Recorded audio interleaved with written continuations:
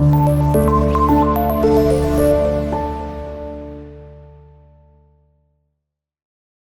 اللہ الرحمن الرحیم۔ السلام علیکم ورحمۃ اللہ وبرکاتہ۔ بچوں، آج ہم اسلامیہ جماعت 11ویں اس کا باب اول اور اس میں منتخب احادیث مبارکہ جو علوم الحدیث کے بعد ہیں، اس میں سے حدیث نمبر 1، 2، 3 ہم نے پچھلے لیکچر میں پڑھی تھی۔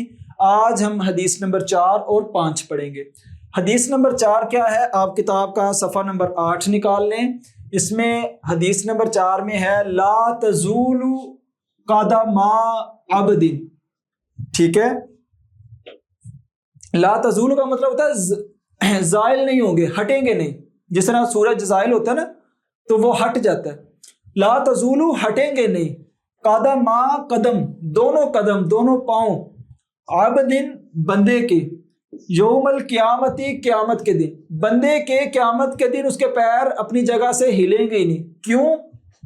حتیٰ یہاں تک کہ یسأل اس سے سوال کیا جائے گا عن عمرہ، اس کی عمر کے بارے میں، اس کی عمر کے بارے میں اس سے سوال کیا جائے گا کہ بھائی وہاں وہ 50 سال آپ نے کہاں خرچ کی، وہ 40 سال آپ نے کہاں پہ لگائے، جو 60 سال آپ کو عمر دی تھی اس کے بارے میں سوال کیا جائے گا۔ نمبر 1، فیما افناہ، اسے کہاں پہ اس نے خرچ کیا، کہاں پہ اس نے عمر جو ہے وہ اپنی استعمال کی۔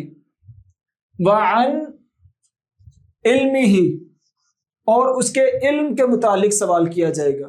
فیما فعل، اس نے اس کا کیا کیا، آیا کہ خود پر عمل کیا، اس علم کو اپنے اوپر لاگو کیا، کیا اس کو چھپائے رکھا یا اس کو آگے بھی پھیلایا، نفع بخش علم حاصل کیا یا نقصان والا۔ علم 2 طرح کے ہوتے ہیں، ایک علم نافع ہوتا ہے جس میں رسول اللہ صلی اللہ علیہ وسلم نے فرمایا اللہم انی اسألک علما نافعا، کہ اللہ میں تو اس سے نافع علم کا، نفع دینے والے علم کا سوال کرتا ہوں، ایسا علم جو میرے لیے وبال بن جائے یا اللہ وہ مجھے نہ دینا۔ تو اس کے علم کے بارے میں سوال کیا جائے گا، فیما فعل، اس نے اس کا کیا کیا ہے۔ وعن مالہ، اور اس کے مال کے بارے میں سوال کیا جائے گا، من این اکتسبہ، کہ اس نے اس کو کہاں سے کمایا، من این کہاں سے، اکتسبہ اس کو کمایا، اس کی کمائی کا سورس کیا تھا، حلال تھا حرام تھا، کیسے اس نے اس مال کو حاصل کیا۔ وفیما انفقہ، اور اس نے کمانے کے بعد اس کو خرچ کہاں پہ کیا۔ لوگ حلال کماتے ہیں اس میں سے زکوٰۃ نہیں دیتے، حرام کما رہے ہیں یا اگر حلال کماتے ہیں تو وہ صحیح جگہ پہ خرچ نہیں کرتے۔ کمانے کا بھی سوال ہے اور خرچ کرنے کا بھی سوال ہے۔ وعن جسمہ، اور اس کے جسم، باڈی کے بارے میں سوال کیا جائے گا، فیما ابلاہ، اس نے اس کو کہاں پہ کھپایا، کہاں پہ اس کو لگائے رکھا، آیا کہ اپنے جسم پہ ظلم تو نہیں کیا، ٹیٹو تو نہیں بنواتا رہا، اس پر کٹ تو نہیں لگائے، یہ تو نہیں سوچا کہ میرا جسم میری مرضی، یہ میرا جسم ہے، میں اس کے چاہے جو انگلیاں کاٹ دوں، چاہے میں اس کو زخم دوں، یا میں اس کا جو پوسٹ مارٹم کرواتا رہوں، مرنے کے بعد ڈونیٹ کر دوں، یہ اللہ کا جسم ہے، اللہ نے جو ہمیں دیا ہے، یہ اللہ کی امانت ہے۔ یہ جو کان ہے یہ اللہ کی امانت ہے، اس سے صحیح سننا ہے، برا نہیں سننا۔ آنکھیں ہیں یہ اللہ کی امانت ہے، زبان ہے اللہ کی امانت ہے، ہاتھ ہیں اللہ کی امانت ہے دی ہوئی، اس کا غلط استعمال نہیں کرنا، کسی کو دھکا نہیں دینا، کسی کو مکہ نہیں مارنا، کسی کو تکلیف نہیں دینی۔ تو قیامت کے دن 4 سوالوں کے بغیر انسان کے قدم نہیں ہلیں گے۔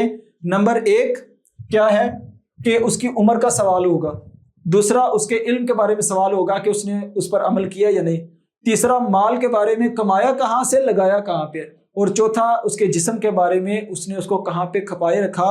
یہ جو 5-6 فٹ کی باڈی اللہ تعالیٰ نے 5.5-6 فٹ کی باڈی دے دی ہے، یہ ایسے ہی نہیں دے دی، اس کے اندر اگر آپ اس کو گرافکس کے ذریعے دیکھیں اور جو کہہ لیں کہ آج کیمرے کے ذریعے اور جدید ٹیکنالوجی کے ذریعے ہم ایک کہہ لیں کہ ناڑ تک کو دیکھ لیتے ہیں، اتنا گہرا نظام آج تک انسان اپنے بارے میں ہی مکمل نہیں جان سکا۔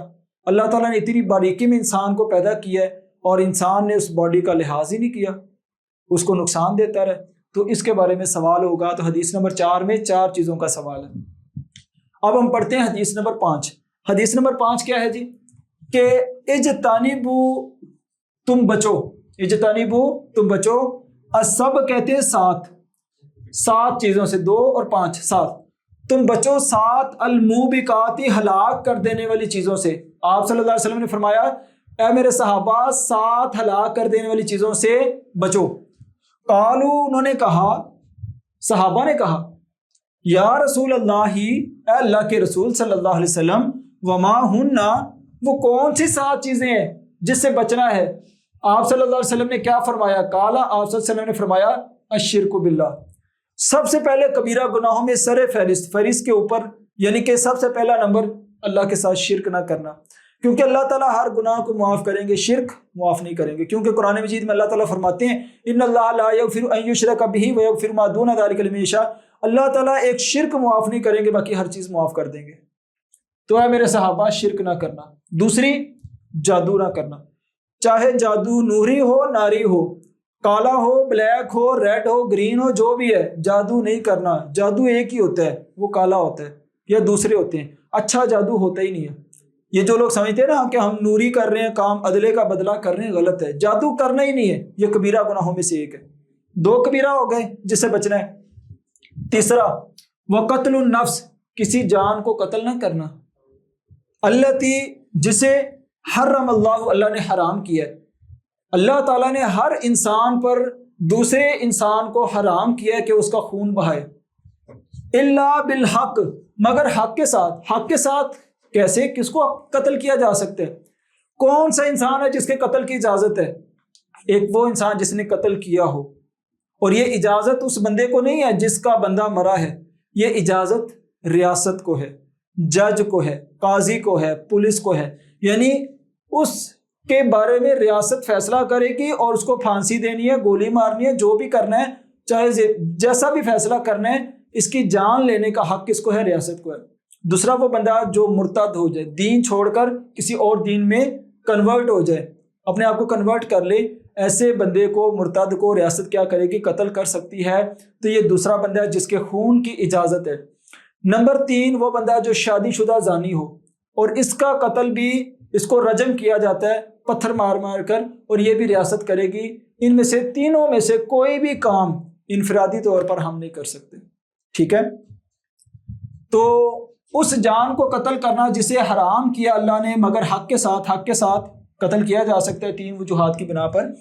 وہ اکل الربا، اور چوتھا کبیرہ گناہ کیا ہے؟ اکلو مطلب کھانا، الربا سود، سود کھانا کبیرہ گناہ ہے۔